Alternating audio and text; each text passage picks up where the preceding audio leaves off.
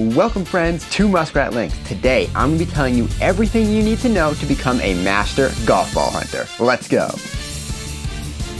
Alright sports fans, listen up. This is a video I've been wanting to do for a long time and we've been getting a lot of requests for it, so today is the day. If you're not familiar with what we do here on the channel, I am Kyler. I am a professional golf ball hunter. I've been in the golf industry for over 25 years and I've got a lot of knowledge, especially about golf ball hunting, and today I'm going to be sharing with you all of the awesome tips and tricks, everything I've learned, so that way you guys can go out and have a ton of fun golf ball hunting and do it the right way. So before we get started here, make sure you tap that subscribe button. Join the Muskrat Links golf team today. We've got so much cool stuff here on the channel. Check out the website as well. We've got some awesome stuff on there, some products, some tips, some data, some spreadsheets. Be sure to check out the perks page as well, where you guys can save a whole bunch of money, especially at places like Carl's if you want to build a golf simulator at your house, or through Dynamic Brands if you guys want to get yourself a ball retriever, which is going to be especially important in today's video. And if you guys have been on the website before, of course, you will know about the media page where we have all the awesome golf balls and collections that you guys have submitted.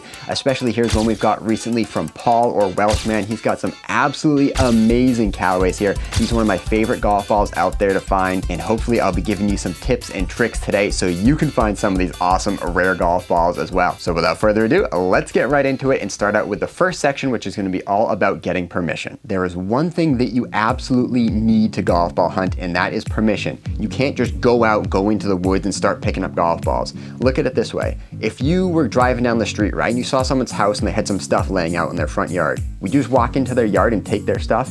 No, it's literally trespassing and stealing. You cannot golf ball hunt unless you have permission. So the question is, how do you get that permission? I get this question a lot, and it's very specific to my channel how I get permission, right? Because I'm offering something very, very different than what you guys might be offering if you were gonna go to the golf course and ask for permission. So I'm recording all of these videos. I'm a professional YouTuber. I offer a really nice online presence and a nice footprint for all of these courses. It might be like a course showcase or something like that to really kind of put the course up on a pedestal. So when I email these courses looking to get permission, I'm putting all this information in there. You know, I've got my professional resume. I'm offering what is essentially a couple $1,000s in positive advertising for the courses. And of course I am insured as well. You guys don't necessarily need to be insured, but for me as a business, it's really important to say, look, I'm covered. If I crash the golf cart, if I run over a sprinkler head, if my camera gets damaged, if my mics get damaged, the course is not going to be liable in any way. That's kind of a big one for me, to put all this forward to a course and say, look, we've had a fantastic time doing this. Here's my giant resume of all the courses I've been to and done this before. Can I do some golf ball hunting at your place? Every course I've been able to talk to so far has said yes, no problem at all. Some courses want to get the golf balls back, which again, I always offer as well. I say, hey, if you guys want any of the balls for your driving range, or if you want to donate them to like a youth group or something like that, be my guest, because Lord knows I don't need any more golf balls. I want the cool ones, but I don't need all of them, that's for sure. So you have to make sure you balance what you're asking for and what you're offering to the course. That helps a lot. So the question is, how do you guys get permission? I think the easiest way to get permission is to know people at the golf course, right? If you're friends with the owners, friends with the managers, or if you know people who work on staff at the golf course, it's a lot easier to go up to them and say, hey, would you mind if I went out for a couple hours? I won't disturb anybody and just pick up some golf balls. If you want any for the range, I'm happy to give them to you. That's a lot easier than going in cold turkey to the front desk and being like, hey, I want to hunt for golf balls today. Can I go out there? The answer is going to be no. You're not going to be able to get out there doing stuff like that. So you have to be able to offer something back to the course, be able to present them with some value that you're bringing to the table, because you are taking several $100s in value from them. I know there are other opportunities out there as well, especially in places like the UK and overseas. There are a lot of public footpaths that run through courses. So of course you have a right to be on those footpaths, and if there happen to be golf balls alongside them, I mean, by all means, go ahead and pick them up. But you have to make sure you have permission to be on the course. Otherwise your day is going to end up in the back of a squad car, and we do not want that to happen to anybody. So let's say all is well and good now. You've got permission, you've got it scheduled, the course is happy, they know you're going to be there. What sort of gear do you need to find those golf balls? So that is Part 2. A big part about golf ball hunting is being able to get places that golfers can't get to. So let's start from the bottom and work our way up. You want to make sure you have something waterproof, of course, because you might be going through swamps or little streams and things like that.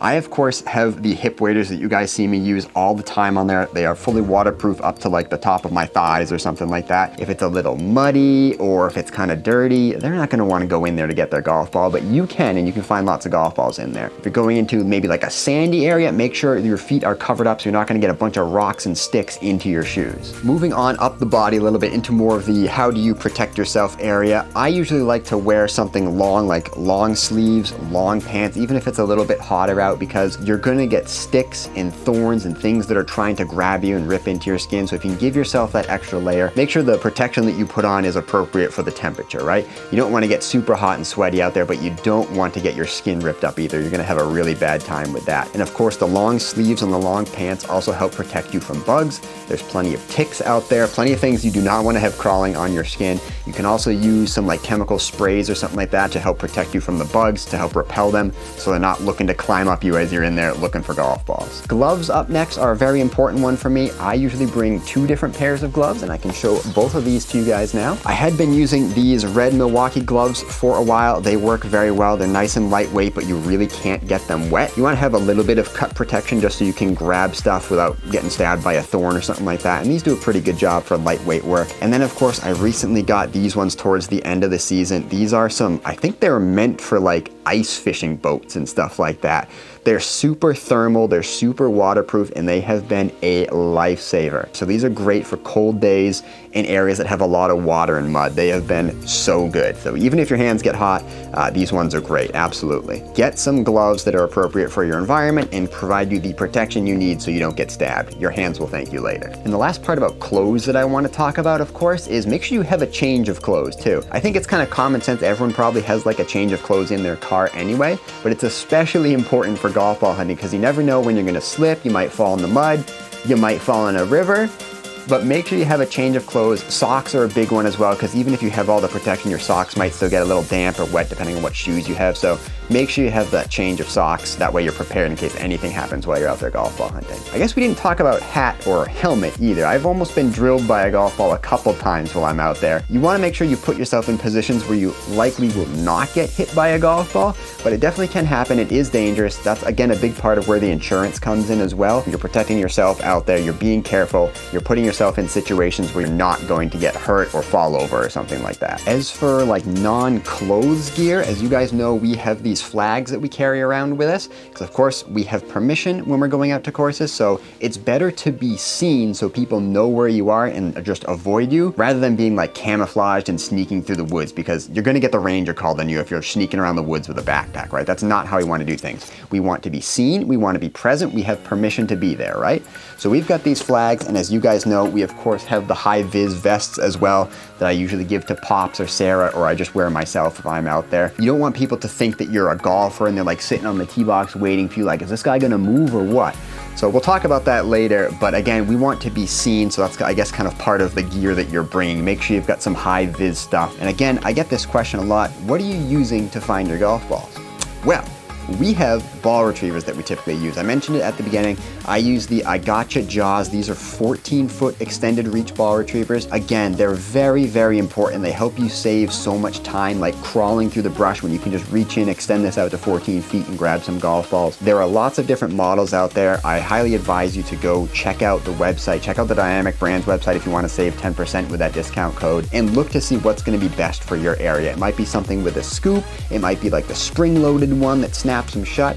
I like these ones the best because they give me a little bit of digging power and they just fit right over the golf ball and I can reel them back in. So I've been using these ones for a while. I might try out some different ones next year. That could be a lot of fun, kind of doing some experiments to see what works best. I know a lot of you guys like to hunt at night and you've got your UV torches, your UV flashlights. This thing works wonders. It was so cool in the UV hunting video, the 10K special. We found so many golf balls. They light up like Christmas lights out there if you can point this at them. So again, out at night, UV light is definitely a must. I think the last piece of gear I want to talk about is kind of like storage while you're out there. What sort of bags are you bringing? We of course always have our cart with us, so that's kind of why we've got the flag, so we can park our cart off to the side and put flags in it so people know like we're just here chilling, we're not actual golfers. And then that lets us use the cart as ball storage as well. So as you guys know, we've got, ta-da, the giant blue IKEA bag that we use in the back of the carts. We usually put this in kind of like the back basket, or I'll tie it on to where the golf bags go.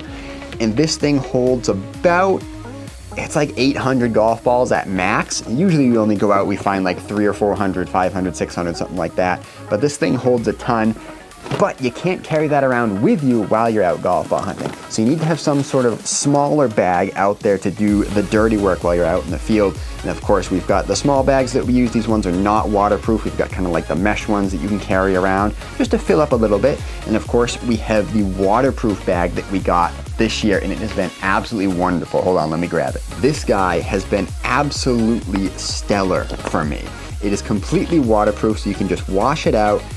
It's got the sling. I just toss it over my shoulder. Boom, ready for action. It holds about like 150 to 200 balls, which for me, I'm going back and forth to the cart a lot to get new batteries to set up shots. So I don't need to carry like 500 golf balls. Plus that would be insane anyway. That's way too much weight to be walking around with. But having a waterproof, having a dry bag is really, really helpful. I'm a full believer in the dry bag, even if it's not like fully waterproof. It's not like you're going underwater for these things. But being able to just toss in mud balls or wet balls and not have to worry about it is huge. So I highly recommend a dry bag. A lot of people say they like to use backpacks. I think backpacks have a good use case, right? Like there's a situation where having a backpack is gonna be a lot easier than carrying around a dry bag or like a sling bag, something that goes over your shoulder. For me, I do so much crawling around and so much pushing through trees. The brush is so dense, everything's getting caught. You have to duck down and crawl under things. Your backpack's getting hooked on stuff. It's pulling you back.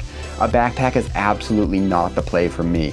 Up here in New Hampshire, it's very much negative progress if I'm gonna wear a backpack. I have to use something much more lightweight and form-fitting so I can sneak through things, push through the tree branches without getting hooked. So that's why I use the dry bag, but in an area where there's not a lot of trees, you're not doing a lot of acrobatics to get to stuff, a backpack's probably a much smarter way to go. That way you can hold more on your back. But the amount of times I'm like tipping over and crawling through things, the backpack's flipping around, balls are spilling out. It just doesn't work out for me. It's not for the golf ball hunting that I do, but it might be for the golf ball hunting that you do. So definitely check it out and think about what's gonna be best for your kind of golf ball hunting. So I think that brings us to the end of the gear section. And again, that's probably the biggest part of golf ball hunting, right? Setting yourself up to maximize your time finding golf balls. You've got the gear, you've got the equipment. Now, how about the knowledge? Where do you go to look for golf balls? What is the tactic that you should be employing to find the most golf balls? So let's move on to part 3, tactics. Let's start with the most basic question here. Where should we look for golf balls? There's an old saying that says, look for quality left and quantity right. A vast majority of amateur golfers do slice the ball rather than hook the ball, so you're probably more likely to find a lot of golf balls sliced off to the right, but maybe the professional golfer is more likely to draw the ball, and maybe they lose balls sporadically, but they would lose their balls left, which would be the urethanes, the expensive golf balls. I have never actually tested this. I want to do a video about this soon, but you need a golf hole that has the ability to lose the golf ball both sides, right? It would be interesting to test that out to see if the quality is left and the quantity is right. That doesn't really answer the question though, right? Where should we be looking for golf balls?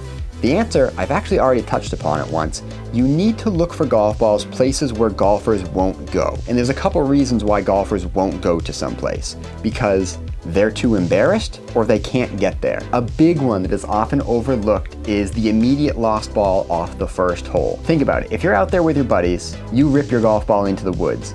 Are you going to look for that golf ball? No, you're just teeing up again and you're hitting another golf ball. You are not going to look for that first golf ball. Everyone's already laughing at you anyway. So the first hole is a really good place to look, even if you don't think so. That first swing, you're really tight, you're much more likely just to yank one into the woods, right? Some of the more obvious places to look, like checking the hazards. But again, it's more important that you're checking places that people won't go to check, right? If the woods are open and people can just walk in, they're gonna walk in and find their ball. If the swamp is just kind of some loose moss that people can walk across, they're gonna walk in and find their ball. But if it's really muddy or if the forest is really dense, people are just gonna kind of glance in and be like, well, I'm not gonna step through these pine branches. I'm not gonna step through these pricker bushes. So whatever, it's gone, I'm taking a drop. There needs to be some sort of barrier to prevent them from going to get their ball that you can overcome. And that's where all the gear comes into play, right? I find it especially productive to look in places that have like a big physical barrier, like a wall that you would have to climb over, a short cliff that you would have to climb down, a stream going across that you can jump over or you could walk through that the golfers are definitely not gonna do. Those are the most productive areas, and if you can get beyond that kind of first barrier, you could be in the absolute gold mine. So look for those places, think about them as you're going along the course. Don't just go to every red staked area and be like, huh, not a lot of balls here. Well, of course not. If you're looking in, the golfers can just look in and get it too. So now let's say you found a spot, you're ready to hunt for it, you've got your golf cart, you got your equipment, you're ready to go. How do you actually set up to do it, right? You can't just park your golf cart in the middle of the fairway. People are gonna be sitting there on the tee wondering what's going on. You really have to be smart about where you set up. You wanna be able to tuck your golf cart or tuck your gear away in a place that's not gonna be seen or not gonna be distracting to people, or that's blatantly obvious that you're like part of the maintenance staff and you're not a golfer. That's why we have these orange flags. That's why we have the Hi-Vis. We try to park our cart in a way that looks unnatural, right? Like not going the same way as the hole. Maybe your cart's like pointing into the woods or pulled way off the path. You do not want people to think for a second that you could be a golfer. Again, that's gonna help you stay out there longer. You're not gonna get the warden called on you or anything like that, because everyone knows like, okay, though they're in their Hi-Vis, their cart's pointed that way, they're clearly not playing golf, so we can just play through. A little common sense helps for this as well. You don't wanna also park your cart in a place that golf balls are going to be landing, or you could get hit by something. So being a little bit smart and being aware of these kind of situations is really helpful. And you don't necessarily need to know this right off the bat, but having that little bit of background golf knowledge, golf IQ is going to help you stay out of the way of everyone and have a good time. So I guess a question that kind of fits into the tactic is, what are you actually looking for, right? What sort of golf balls do you want to find? Are you looking for mass quantities of golf balls? Are you looking for specific, nicer golf balls? It helps to have a little bit of ball knowledge to know kind of what you're looking for, so when you pick up a golf ball, you can be like, aha, this is really valuable, or this is a piece of crap, chuck it and keep going. For me, I have to spend so much time setting up my camera shots, cleaning off the golf balls, making sure they're in focus, making sure the lighting is good so it looks good for you guys so I can talk about each one. But when you're out there, you wanna be like, is this what I'm looking for? Yes or no? So having an idea of what sort of thing you're looking for can really help you be fast and efficient while you're out there golf ball hunting. I guess another tactic is, of course, like how you interact with other golfers while you're out there, because we can say it's great, you kind of go, you disappear into the woods for a while, even if you're wearing your Hi-Vis, maybe you never see anybody, but people are gonna wanna come talk to you. If you're in your Hi-Vis, especially if you have a camera with you or a crew with you, people are gonna wanna come over and see what's going on, right? Remember, these people have paid to be out there, they wanna have a good time, maybe they're with their friends. Again, you want to be an ambassador for the course, right? You want to put your best foot forward to say like, oh yeah, I'm out here recording a video for the golf course today, or the course has allowed me to go out here and do some golf ball hunting, I'm giving some of them back to them. Yeah, we have a great time. Hey, do you want any golf balls? Did you lose any? It's always good to try to give some back to the people as you see them on the course, because again, they're gonna be a big factor in determining if you're gonna be able to come back to this course or not. If you're nice to people and you're laughing with them, you give them some golf balls, you make a few jokes, you have a good time, they might even say back at the clubhouse, oh yeah, I ran into the guy hunting for golf balls out there, he was a lot of fun, he gave me some free ones. And the clubhouse goes, oh nice, glad you guys bumped into each other, or something like that. But if you bump into somebody and they're all angry, or you don't want to give them golf balls, or you're kind of abrasive, or like waving them on or something, like they're inconveniencing you, they're gonna go back to the clubhouse and be like, who was that jerk that was in the woods over there? What's he doing? And then you're not gonna get invited back to the course, right? So you kind of have to be out there with the mindset of like, okay, I'm like an employee of the course today. I'm ready to help people with their questions, give them some golf balls, be nice, ask them how they're doing. Again, you don't have to interact with anybody, but again, wearing all the Hi-Vis, it kind of draws attention to you, and that's kind of what you want, right? Because you have permission, you're out there with a purpose, you can be happy about it. You're golf ball hunting, right? You should be happy. All right, let's go ahead and move into section 4, which is going to be storage. So you take them back to your house and you've got this big pile of golf balls. What do you do with them? The first thing you need to be thinking about is cleaning. How are you going to clean the golf balls? There are lots of different techniques you could use out there, machines you might employ, and for a while I just clean them all by hand, right? That's the easiest way to do it. Put them all into a big bucket, throw some soap in, stir them around for a while, wash them off with the hose, dry them off, scrub them up with a towel, you're good to go. One thing that you really want to avoid though is you need to be aware of what chemicals will damage the cover of a golf ball, and how long can you submerge a golf ball in water before it can degrade or before it can get waterlogged. These are really important, especially if you're looking to sell them on afterwards. That might be something that you guys are doing. That might be a reason why you're out golf ball hunting. So you need to make sure the product that you have, the product that you're presenting to people, is clean and functional, right? That's the big one. Because if your golf ball is waterlogged and they keep going left and right and they don't go straight off the tee, people aren't gonna buy from you anymore. So a good rule of thumb, and this is based off of a lot of different independent studies that I have read, you should go out and read them too, but a good rule of thumb is if a golf ball is brand new, like say you just buy it from the shelf and you drop it in the water, that golf ball can probably last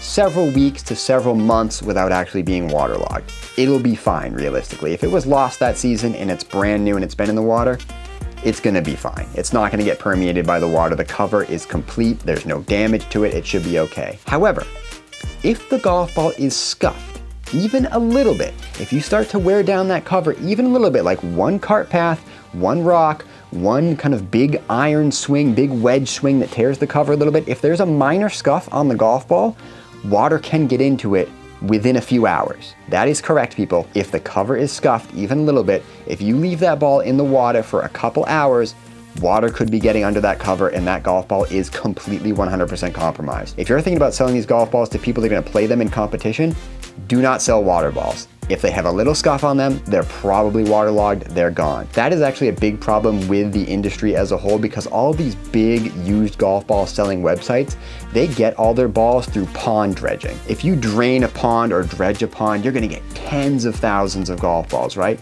But all of these golf balls are gonna be completely waterlogged except a select few that are like brand new that went in that year. The quality is just not going to be there with used golf balls. I hate to break it to you, but that's kind of what you pay for when you save money buying used golf balls. They're gonna be from the bottom of a lake. They're gonna be waterlogged. Most of them are not gonna be flying the way they were intended to, and that's just a fact. If you don't believe me, go ahead and look up the studies. You can see it for yourself. Little scuffs on a golf ball, they're getting permeated by water after a couple hours. So incorporate that knowledge into your cleaning process to make sure you don't use really harsh chemicals that are gonna break down the cover, or you're not keeping your golf ball submerged more than like 30, 40 minutes in the water if you've got some sort of cleaning solution going on. So keep that in mind. Alternatively, of course, you might have yourself an industrial golf ball washer, something that gets used at the driving range, and that's what I have as well. This past year, I bought a Twister 1 from Thrasher Golf, which is, I think it's like an $1,800 golf ball washing machine. I was able to find it on like Facebook Marketplace or Craigslist or something like that for a really good deal. I had been looking for years to try to find something that would work for me. And let me tell you, it has saved me so much money in the time that I've spent washing the golf balls. It would literally take me like 10 to 12 hours each video washing all those golf balls. So if this is something you're using for your career, or you're gonna be going through tens of thousands of golf balls, it's worth considering investing. It has saved me probably a good like 200 hours this year already, just in like this previous year alone, which is just a huge amount of money and time saved for me. It's not perfect either. It's not really scrubbing everything off the golf balls, but some of the nicer golf balls that I'm gonna be like presenting on camera, I go and I do hand wash them a little bit more just to make sure they're clear. But again, I'm going from spending 10 to 12 hours of video on this to like 30 minutes, and that is just huge. Imagine if you had just 12 hours back each week. Insane. Everyone would sign up for that. So at this point, we found some balls, we've got them cleaned off, they're ready to go. What are we doing with them? So I think your storage really depends on your reason for golf ball hunting, right? If you're just looking for a specific few types of balls or specific patterns or colors, you can just dump all the rest into some big bucket, right? Great, you don't have to do much storage at all. You can just mass store everything. If you're looking to sell them, well, how you store them is really gonna be dependent on how you sell them. If you're selling them by make or model or color, these are all things you're gonna wanna think about as you're cleaning them, because the fewer times you touch the golf ball, the better. So if you can clean it and then immediately put it into a storage facility or a box or whatever your system you're using, that's the ideal way to go. What you don't wanna do is like clean them all, inventory them all, separate them all, store them all, and then now you've touched them all 4 times. You wanna be able to like clean them, inventory them, put them somewhere all at once. So that's what I've been changing my process to be a little bit more efficient, where I wash them all, I get them all clean, they're in this big bag, and then I sit at my computer, I take one out of the bag, I log it how I need it, and I put it in the appropriate bucket. And I guess appropriate bucket is a good question as well. What sort of things are you gonna be using to store the golf balls? Again, it depends on how many you're gonna be storing. If you're gonna have a few hundred at a time, you might wanna invest in some of those kind of plastic tote things that you can slide around. Or if you're going for more individual things, like, hey, you're separating out this logo, this year, you might wanna use something that is like singular for storage, like egg cartons. You can get them for like 10 cents each online, so you can get like 30 of them for $3 or something like that. I use egg cartons for all the specific things I do, like the colors or the years, or if there's a specific pattern that I'm looking for. So think about how you're gonna be wanting to access your golf balls in the future, and that will influence what you choose for your storage. Holy cow, I think we are just about at the end. I've got my notebook here I've been looking at to make sure we cover all the things, you know, why you're hunting for golf balls. Are you gonna be donating them? Are you gonna be selling them? I think we've covered a lot. We've talked about all the good stuff, right? Getting permission, making sure you're able to go to the course, how to conduct yourself while you're out there, how to protect yourself from the elements while you're out there, how to store the golf balls while you're out there, how to take them home, clean them so you can repeat the process again. Get them stored, get them sold, get them to whatever their final destination is for why you're golf ball hunting. Send a picture to muskratlinksgolf.com, of course. I want to see all the awesome stuff you guys have been finding. Again, there's so much cool stuff on that media page. You guys have found some amazing golf balls. They are out there. It helps to know what to look for as well. That way, if you bump into a $12 golf ball or a $20 golf ball while you're out there, you know what you found. And again, there's no shame in not knowing that. It's not like there's a barrier for entry for golf ball hunting. The only barrier for entry is permission. If you've got permission, you can have a good time.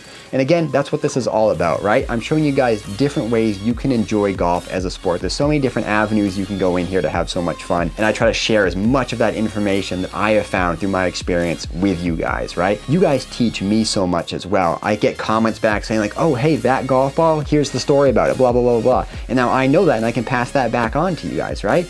It's a really good system where you can go out and you can learn so much each time you golf ball hunt. You find an interesting golf ball that you haven't heard of before. Maybe it's a new manufacturer that you've never seen. You're like, oh my gosh, I want to look this one up. What is the story behind this golf ball? Of course, I have to come up with all these goofy gimmicks and ideas and things to do for each video, but you can be so productive just going out there, picking them up, putting them in your bucket and moving along, having a merry old time. Go out there, have some fun, enjoy yourself. Golf ball hunting is so much fun. Post your pictures on the website. I want to see them. Of course, guys, go ahead and leave any other questions you have down in the comments. As you know, I respond to every single meaningful comment. We're not too big yet that we don't respond to everything. I respond to all of your comments and I absolutely love it. So let me know your questions down below. Make sure you tap that subscribe button. Join the Muskrat Links golf team if you haven't already. We've got some really fun winter themed videos coming up over the next few weeks. I'm really excited about. Hopefully we can get the store up and running with the international shipping over the next month or two as well. Really looking forward to that. Give us a follow on our other socials, but I think that's going to be it for me. Have fun out there, everyone.